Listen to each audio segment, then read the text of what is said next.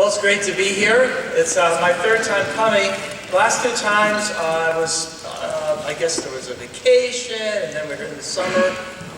We were 2 years ago. I think it was about 5 degrees and like a blizzard. I was in San Diego yesterday, and it was about 95 degrees and sunny, just to give you a feeling. Anyway, I'm John Oakes. I'm a professor of chemistry and physics in San Diego, and we're putting on a conference this weekend, a Christian Evidences conference here at York College. You say, why York College? Well, because we got invited.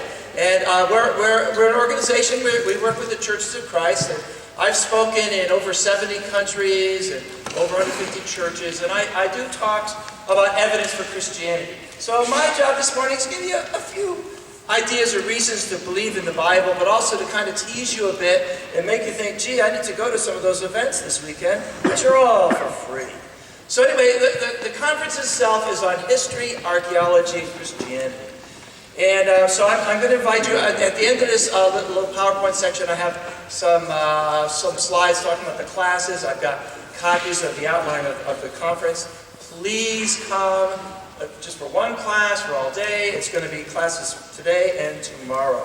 Now, I just want to talk a little bit about evidence from archaeology. A lot of people say, oh, the Bible's full of fables and stories and things people just made up. Can't believe it, and all that kind of stuff. So I want to show you a few facts from history and archaeology that, to me, tells me the Bible is, in fact, inspired by God. Oops, I forgot to start my stopwatch, so I now still have 12 minutes to go.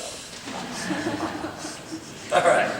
So now, you hear the story about Sodom and Gomorrah, and people say, obviously, that's just a story of the fire and the brimstone. And besides, if you go to the area around the Dead Sea, it's completely desolate. And in Genesis, what it has is a story about the 5 cities, Zeboim and Sodom, Gomorrah, and all that. And remember, Abraham said to Lot, hey, take the good land down there by the Dead Sea. And, archaeologists and skeptics of the Bible say, that's obviously ridiculous. Nobody can believe that. But, and if you read it in Genesis chapter 14, it talks about the 5 kings of the 5 cities. And they went with Abraham and Lot and fought this battle against Kedorlaomer from Elam. And then, anyway, a few years ago, an archaeologist thought, what the heck? Why not check out and see if there's actually anything there around the Dead Sea? And guess what they found out? They found out that about 4,000 years ago, there was agriculture there with there are these 5 wadis. This pointer is a great pointer, except it doesn't go that far. Anyway, anyway, what they found was there was agriculture with irrigation. And guess how many cities they found? Remember, because the story is 5 kings and 5 cities. Guess how many cities they found? Exactly 5. And all 5 cities were destroyed by fire roughly 2,100 BC and never occupied again. In fact, the entire area was basically never occupied again. The largest of the cities is Bad el-Dur, which is in the northern one there, and it ashes as much as 7 feet thick. And interestingly, outside of the city, there was a graveyard, and they had these structures, they're wooden structures, and they burned from the top to the bottom. So interesting, all 5 cities destroyed by fire around 2100 BC, and apparently destroyed by fire that started from the top and burned towards the bottom. Do you realize we have evidence here of the actual destruction of Sodom and Gomorrah, the right timing, the right place, even the right number of cities? There are the ruins of the city that the skeptic says didn't even exist. There are many more examples. A lot of people say, oh, there's really no evidence that the Jews ever were in Egypt.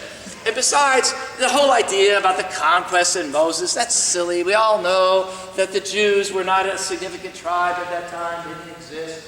And then in the city of Tel El-Amarna, they found an inscription. Actually, it's on a clay tablet. And what it says here is, the Habiru, plunder all the lands of the king. If archers are here this year, then the lands of the king, the Lord, will remain. But if archers are not here, then the lands of the king, my Lord, are lost. Who do you think the Hapiru might be? I think probably the Hebrews. What do you think? So here we have good evidence that the Jews did indeed invade the Promised Land. And by the way, this is from Tel El Amarna, roughly 1400 BC, which is the right timing for when the Jews entered the Promised Land. There's many other examples. And in fact, here is an inscription that gives good evidence for a miracle in the Bible. This is the Taylor Prism. It's in the British Museum. It looks like this huge thing. It's actually about this big with tiny little writing. When I go to the British Museum, it's like a kid in a candy shop. It's awesome. But anyway, here what's happening is King Sennacherib is bragging about how he destroyed all the cities of Judah. Exactly like it says in 2 Kings 18. But then it says he came to Jerusalem and he put Hezekiah in the city like a bird in a cage. And then the story stops. That's interesting because in ancient times they always recorded their victories, but they never recorded their defeats. Is that the way the Bible is? Records only victories and no defeats? No, it's exactly the opposite. In fact, I believe the Bible is by far the most accurate historical record we have from the ancient world. And yet skeptics say they don't believe anything in it. So why do you think he said that I put Hezekiah in Jerusalem like a bird in a cage? Why did the story stop right there? Well, those of you who read 2 Kings 18, you know why the story stopped right there. Because what happened next? His army was destroyed by this destroying angel. There's so many examples. And this is the Siloam inscription. And I don't know if you're aware, but Hezekiah, he built that tunnel that went out to the spring of Siloam. And then sure enough, they found that it was like 2,000 foot long tunnel through solid rock. They found the tunnel, as mentioned in 1 Kings, and they found the inscription saying that Hezekiah had that tunnel built. Okay, I could give many more examples, but I'll just give one more. If you read in Daniel 5, it says the last king of Babylon was this guy Belshazzar. Well, the problem with that is all the other ancient historians said the last king of Babylon was Nabonidus. That's what Herodotus said. That's what all the Greek and Roman historians said. So the skeptics of Christianity say, well, you know, I could explain that. There was no dude named Belshazzar. And of course, everybody knows Daniel's not true. He's not a real person. The events were just made up. It's just a fantasy, a fable. But if you read in Daniel 5, Belshazzar says to Daniel, if you can read the writing on the wall, you know that writing on the wall? He says that I'm going to give you the third highest place in the kingdom. Why the third highest place? Well then, in the Ziggurat at Ur, which you can see behind me, they found an inscription that explained what happened. Because Nabonidus had a coup. But Nabonidus was a general. He was not the legitimate heir. But he married the daughter of Nebuchadnezzar, king of Babylon. He had a son whose name was, guess what? Belshazzar. And Nabonidus, because he was not a legitimate king, he took his son as a regent king. And for 17 years, Belshazzar ruled as the regent king of Babylon, and his father was off in the desert doing different things. So when Belshazzar said to Daniel, I'll give you the third place in the kingdom, why did he say that? Well, the reason is because Belshazzar occupied the second place in the kingdom. Anyway, we're going to have a whole conference about this stuff. I'm going to put up the schedule. But I really believe your faith will be greatly encouraged. But the point of this example is, people are always saying, oh, you can't trust the Bible, a bunch of fables, a bunch of stories. History doesn't agree with that. But every single time we find an historical fact, it confirms what we know from the Bible. Now, we're going to be here for the whole weekend. Today for lunch, I'm going to be at the cafeteria, there to answer questions. I've got a website, I'll show you it later, but at our website I've answered over 2,000 questions, virtually every question, and hopefully you have a lot of questions, right? If you're not asking questions, then what kind of faith can you possibly have? So I want to encourage you to use the website. But hey, I'm going to be here. I'm kind of, in a way, I guess, sort of the answer guy. I've done question and answers in the most liberal places. I was last summer in Kiev and Moscow, all over the place. Please come by. But also on Friday night, Oh yeah, here's the schedule.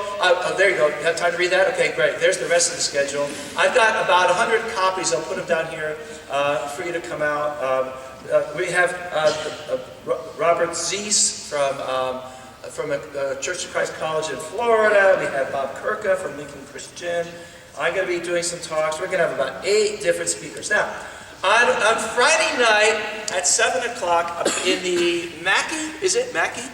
All right, I'm going to be doing a talk on God and science. In McGee. McGee Student Center at Mackey. Yes, okay. You all know the landmarks. Great. So anyway, I'm going to be doing a talk on why I, as a scientist, say unbelief in God is irrational.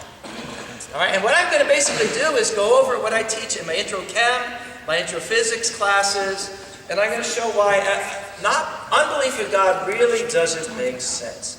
Now, would you agree that's a small number? That's a small number. That's 10 to the minus 60. This is just one of dozens of things I'm going to talk about. Turns out the size of the force of gravity is tuned to a fantastic, insane precision. If the force of gravity was was greater than it is, by that fraction, the universe would have collapsed almost as soon as it was created. But if it was weaker than it is by that fraction, the universe would have expanded forever and galaxies and stars never would have formed. So if the universe was formed at random, what are the chances you'd have the right size for the force of gravity? About that much. Do they have anything like a lottery here? I don't know, does Nebraska do the lottery? All right. Now, what if your friend won the big lotto? What would be your response? Awesome, right? What if they won the big lotto again the next week? What if they won the big lotto again the third week? They're going to go to jail, right? You'd have to win the big lottery 6 times in a row to understand the probability that the force of gravity be correct so we could exist. And I'm going to give many other examples, but to me, it's irrational to not believe in God. I'll just tell a story and then I'll finish up. One time I was in a van with a bunch of science professors, and one of the professors said, "Christianity, what a stupid religion. I don't know how anybody can believe in that stuff." Notice what she's assuming is because we're all science professors, we're all like, yeah, every scientist knows Christianity's stupid. She said, "Oh yeah, in the Bible, did you know it says that if you wear clothing with more than one material, capital punishment? What kind of religion is that?" So I said, "Oh, excuse me, the Bible doesn't say that." She said, "Oh yes, it does. I saw it at a website." There you go, right? I said, I've read the Bible at least half a dozen times. I'm pretty sure it doesn't say that. In fact, I hear the Bible, people say the Bible's full of science errors. I said, I haven't found one yet. And then I opened to Leviticus. Now, could you find that scripture, the one that talks about clothing with 2 materials? I said a quick prayer, and it was my original Bible. I knew it was on the right-hand side of the page about halfway down, and I read it. And by the way, it doesn't mention anything about capital punishment. 2 things. Number one, that tells me that those who don't believe in the Bible, it's because they don't know the Bible. Number 2, you better be prepared to give an answer. I don't know if I'd expect you to be able to find that Leviticus passage, but we need to be prepared to answer. So I want to invite you Friday night, 7 o'clock, to come out, do a presentation all weekend. Please come. Everything's free. Thanks for having me here. Thank you very much.